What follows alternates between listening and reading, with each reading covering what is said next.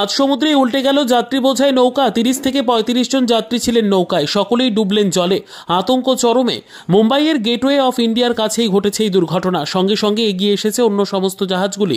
উদ্ধার কাজ চলছে। মহারাষ্ট্রের মুখ্যমন্ত্রী দেবেন্দ্র ফড়নবিস জানিয়েছেন, এখনো পর্যন্ত 101 জনকে উদ্ধার করা।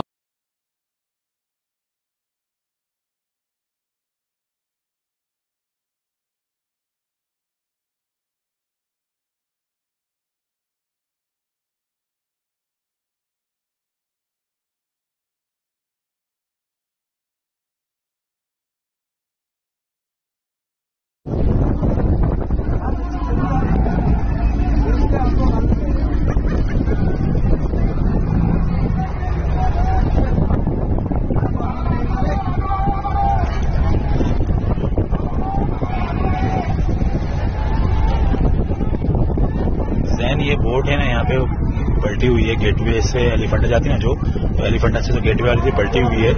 ये लाइव ले रहा हूँ मैं, ठीक है, लाइव ले रहा हूँ, ब्रेकिंग न्यूज, ठीक है।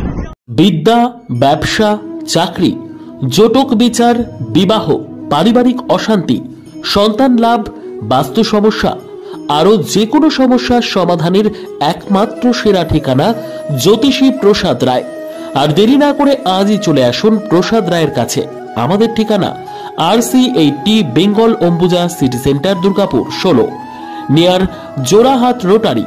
ফোন নম্বর 7407250555 অথবা 9064620444।